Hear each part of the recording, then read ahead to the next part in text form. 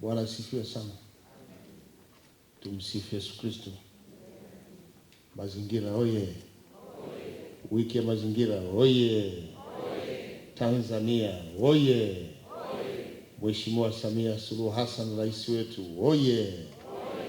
Mheshimiwa Dr. Mpango makamu wa rais oye!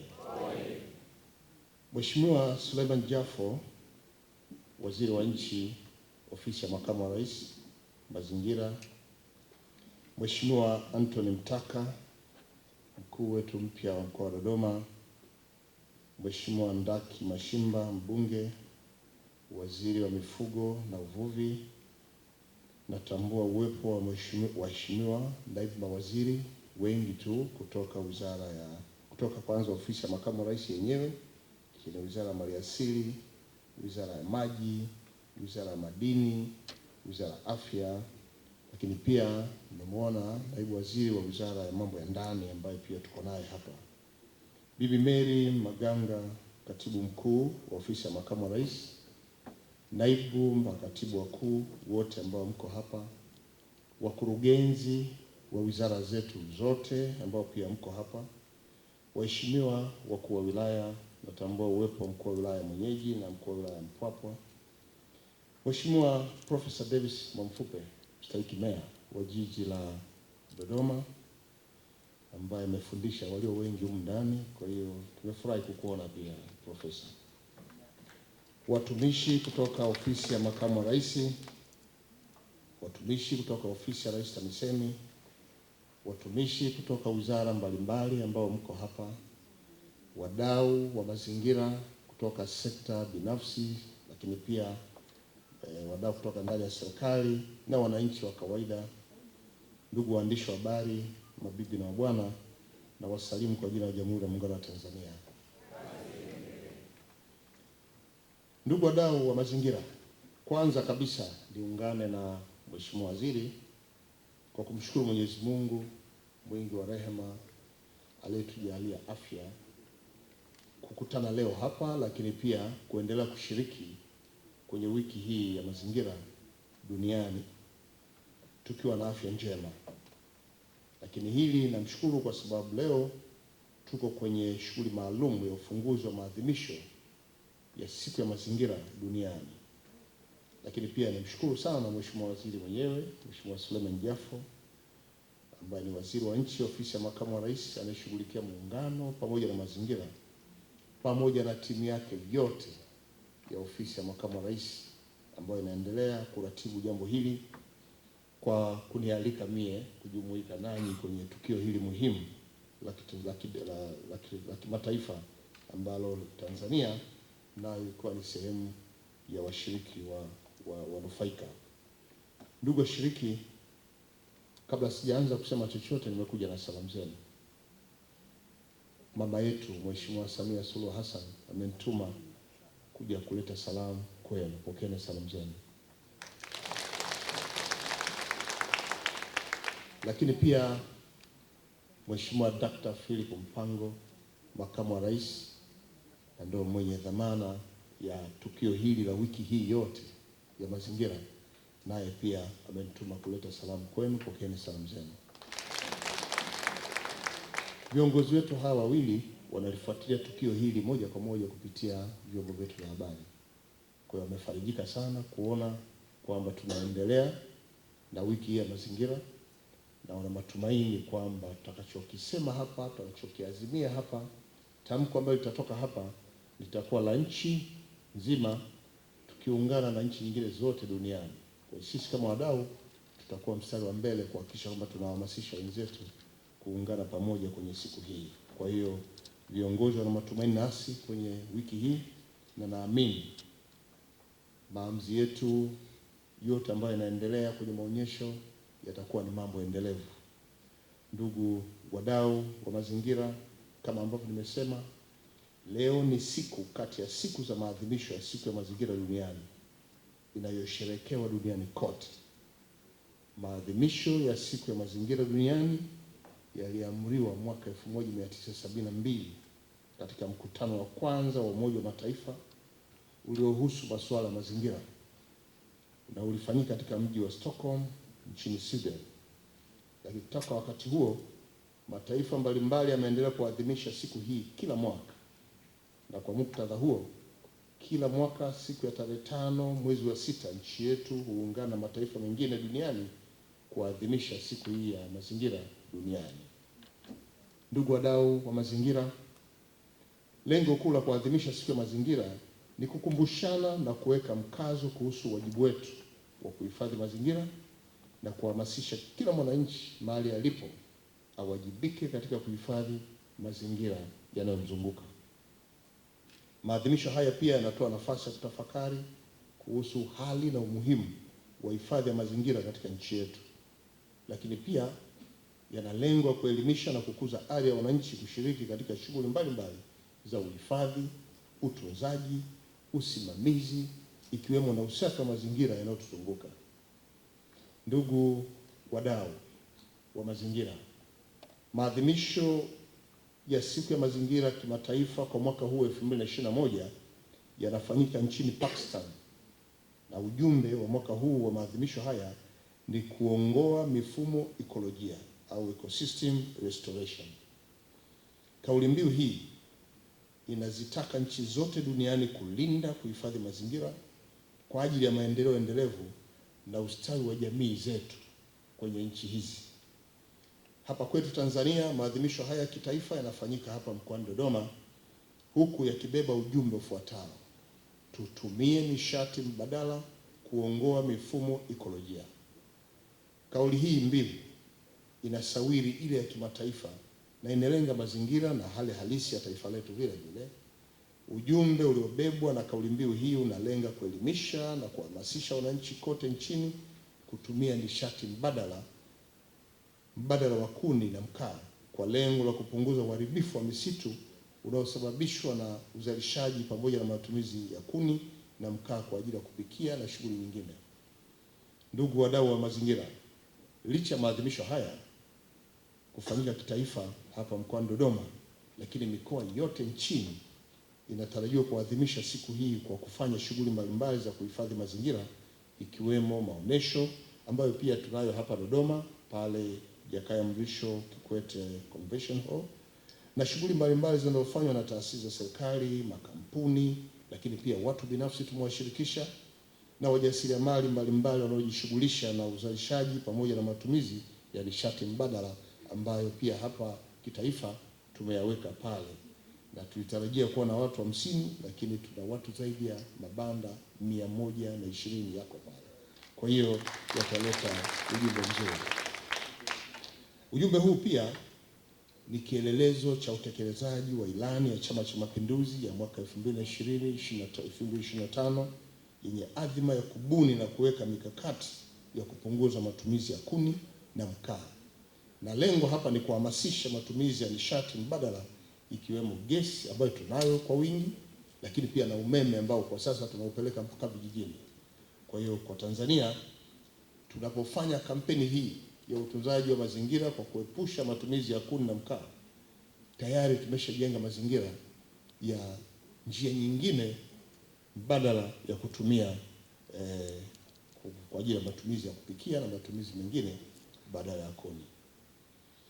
Ndugu wadau wa mazingira, uamuzi wa kuufanya mkoa wa Dodoma kuwa wenyeji wa maadhimisho haya ulizingatia sana historia yake na hasa changamoto nyingi za kimazingira zinazokabili mkoa huu.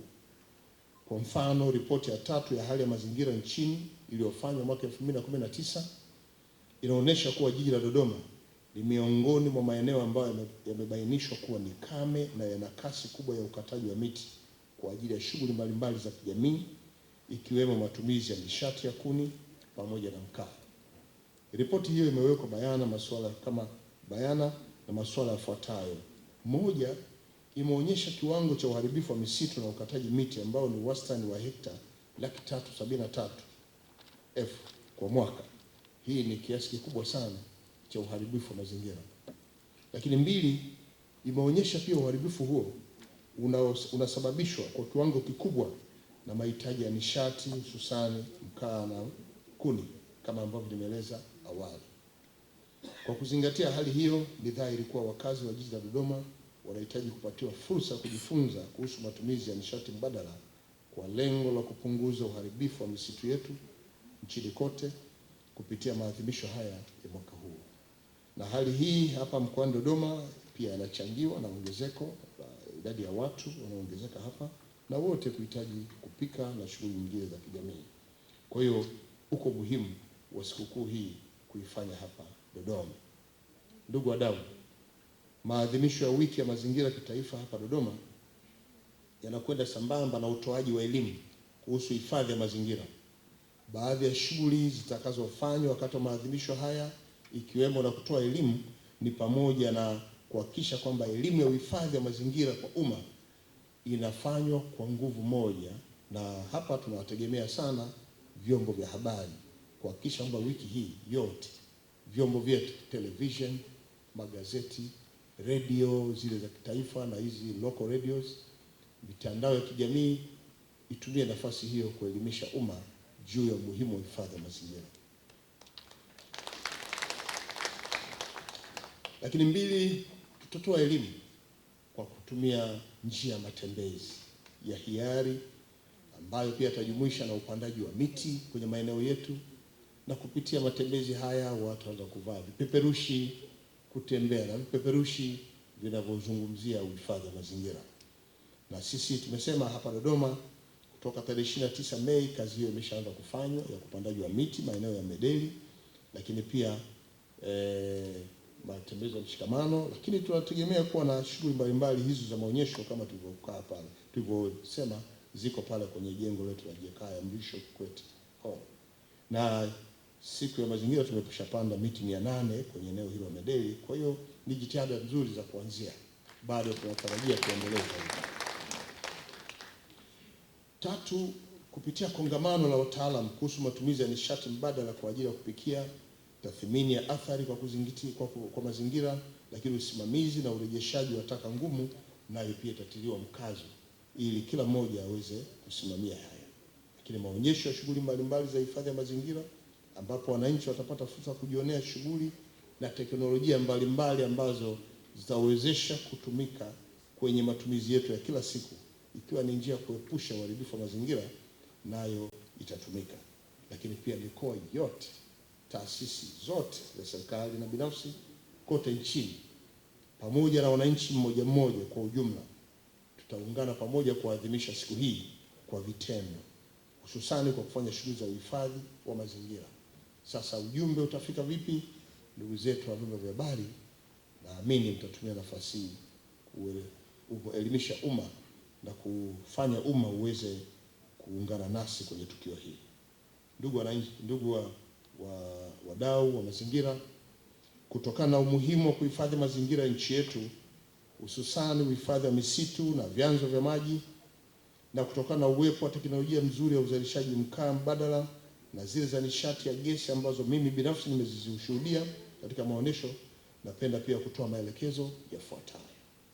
Moja, teknolojia bora na endelevu ya uzalishaji wa mkaa mbadala katika maonyesho haya ikuzwe na kusambazwa kote nchini ili kuwezesha wananchi walio wengi kutumia mkaa mbadala kwa lengo la kuhifadhi misitu yetu na kupunguza uharibifu wa mazingira. Lakini ya pili, wizara, taasisi na mashirika yote ya serikali pamoja na mashirika yote binafsi kutoka sekta binafsi pamoja na vikundi vya wajasiriamali wanaozalisha, wanaotumia nishati za kuni na mkaa kwa ajili ya kupikia au shughuli za uzalishaji, sasa waanze kutumia nishati mbadala au mbadala wa mkaa kama ambavyo tumeona teknolojia mbalimbali kwenye mabanda yetu ya maonyesho. Tatu, taasisi kama shule, vyuo, hospitali na majengo makubwa ya serikali au binafsi lazima kuzingatia ufungaji wa mifumo ya nishati ya gesi kwa ajili ya matumizi ya kupikia. 4, kila wizara ifanye ufuatiliaji kwenye taasisi zake na nipate taarifa ya hali ya utekelezaji kila baada ya miezi 6 inaonyesha kuwa ni taasisi ngapi zimefikiwa na huduma hii, lakini zimebadili mifumo au zimejenga majengo kwa kuzingatia hitaji la nishati mbadala. Kwa maana hiyo, wahandisi wetu, wachoraji wa ramani wajenzi wanapopewa kazi wahakikisha kwamba ramani hiyo inapochorwa kwa ajili ya ujenzi wa nyumba lazima ihusishwe na michoro inayotaka kupeleka miundombinu ya gesi au matumizi mengine badala ya kutumia majiko ya kuni na vinginevyo. Hii itatusaidia sana. Watafiti binafsi, hii namba 5, watafiti binafsi na taasisi za elimu ziendelee pia kufanya tafiti mbalimbali kwa lengo la kuboresha teknolojia ya uzalishaji wa nishati mbadala ili kusaidia jamii ya Watanzania kuondokana na matumizi ya nishati kuni na mkaa. Hii tumesisitiza sana wakati wote, na matokeo ya utafiti na ubunifu mbalimbali tutayaona pia kwenye maonyesho pale. Na mwisho, baada ya matokeo ya utafiti hizo kupatikana, zitangazwe na kushawishi matumizi ya nishati hizo mbadala, hasa kwenye maeneo kama vile shule za bweni ambazo zinahitaji kupika na mambo mengine, vyuo vikuu na vyuo vya kati ambavyo pia na vyenyewe vina idadi kubwa ya vijana au wanafunzi, ili huduma ya kupika itumie zaidi nishati ambazo ni mbadala wa kuni na mkaa. Na kwenye taasisi nyingine kama vile majeshi yetu, Jeshi la Kujenga Taifa na maeneo mengine, magereza pia, maeneo haya pia lazima tubadilishe teknolojia za matumizi wanapotaka kwenda kupika na matumizi mengine badala ya mkaa na kuni ambazo wakati wote huwa tunazitumia. Kwa kufanya hilo, tutakuwa tumeokoa kiasi kikubwa cha misitu tulionayo nchini. Ndugu wadau wa mazingira, Mheshimiwa Dr. Philip Isdor Mpango, makamu wetu wa Rais wa Jamhuri ya Muungano wa Tanzania, siku ya tarehe 5 mwezi huu, Jumamosi,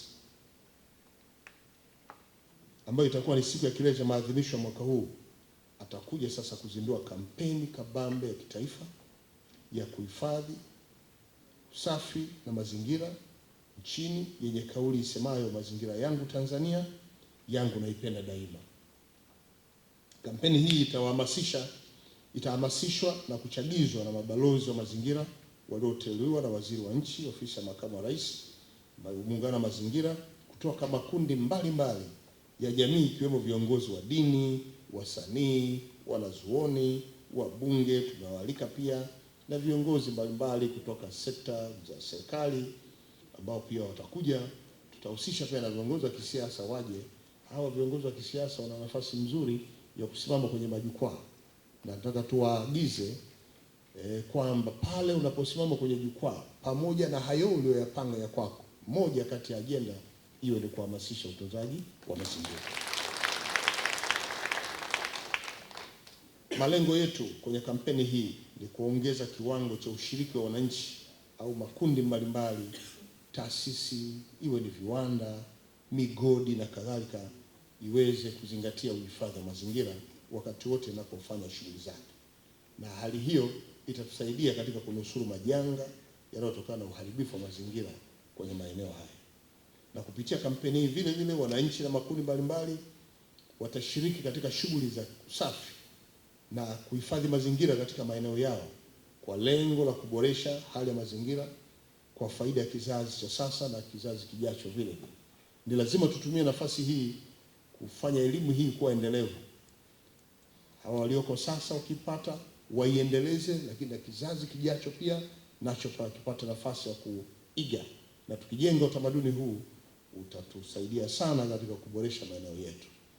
Lakini agize pia jiji letu la Dodoma chini ya halmashauri ya jiji kuweka mpango mkakati wa maeneo yote yanayopimwa sasa na yaliyopimwa yaweze kupandwa miti, na kila anayepata kiwanja ahamasishwe kupanda miti kwenye eneo lake la kiwanja. Angalau sasa ukipita hewani unaiona Dodoma kwa ya kijani. Tunataka sasa maeneo yote yaliyobaki mpaka huko mji mpya wa serikali na zaidi Chamwino huko kote huko na kwenda huku mpaka hospitali yetu kwa Mheshimiwa ya Mtera wapi huko, hospitali ya macho nako pia kule kuwe kusafi vile vile. Na uelekeo wa Singida na uelekeo wa Iringa, uelekeo wa Arusha kupitia Jeshi la Wananchi JKT, Jeshi la Kujenga Taifa kwa maana JKT, Makutopora na maeneo kama Mzakwa na maeneo mengine. Yote haya tunataka yabadilike kuwa ya kijani. Kwa hiyo nikiwa nakamilisha hotuba yangu, ndugu wadau wa mazingira, nirudie tena kumshukuru Mheshimiwa Waziri wa Nchi, Ofisi ya Makamu wa Rais na timu yake kwa maandalizi mazuri toka tulipoanza wiki hii, na tunaamini tutafanikiwa sana. Lakini pia nimshukuru Mheshimiwa Mkuu wa Mkoa, Mheshimiwa Anthony Mtaka na timu yake ya Secretariat ya mkoa, kamati ya ulinzi na usalama, kuendelea kuhakikishia umma wa Watanzania ambao wako hapa Dodoma kwamba sasa tunashiriki tukio hili la mazingira kwa nguvu moja, ili kubadilisha jiji la Dodoma ikiwa ni mfano wa nchi nzima, na hii sasa itachukua na mikoa mingine yote. Kwa hiyo Mheshimiwa Mkuu wa Mkoa, tunakushukuru kwa kuridhia sherehe hii kufanyika hapa, lakini pia kwa kazi inayofanywa na wananchi wako kwenye mkoa, na sisi watumishi wa umma na sisi tunaiga, tunapanda miti kwenye nyumba zetu pia. Kwa hiyo jambo hili litaendelea kusagaa na kusambaa kote nchini, ikiwa pia ni mkakati wetu wa kitaifa. Niwashukuru wakuu wa wilaya, kiwemo mkuu wa wilaya ya Mji, lakini pia wilaya zote za pembezoni, Bahi na maeneo mengine kama Mpwapwa, Kongwa, Kondoa, Chemba. Yote hii imechukuliwa kwa nguvu moja, ili kila wilaya kwenye mkoa iweze kukamilisha dira ya mkoa wetu unaotokana na dira iliyotolewa na Ofisi ya Makamu wa Rais. Niwashukuru wadau wote kwa ushiriki wenu. Tunapozungumzia wadau, maana yake tuko watumishi wa umma, tuko watumishi wa sekta binafsi, lakini wale ambao wanafanya shughuli zao mmoja mmoja kwenye maeneo yetu, kwamba jambo hili limepokelewa vizuri na tumeona hamasa. Kwa hiyo tuendeleze hamasa hii ili kuleta mafanikio ya pamoja kwenye utunzaji wa mazingira hapa nchini. Kwa namna ya kipekee na vishukuru na kupongeza vyombo vya habari ambavyo pia vinaendelea kuelimisha, na naamini sasa mtaongeza nguvu zaidi kuelimisha na kuhamasisha umma kuhusu umuhimu wa kushiriki katika maadhimisho haya.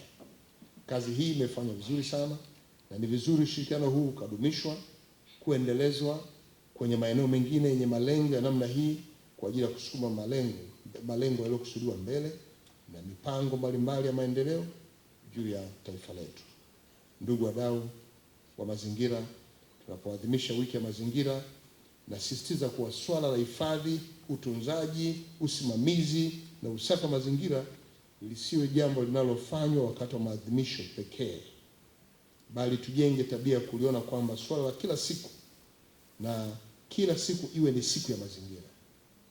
Ndugu wadau, ndugu wananchi, baada ya kusema haya, sasa napenda kutamka kuwa maadhimisho ya siku ya mazingira duniani kwa mwaka 2021 yamezinduliwa rasmi.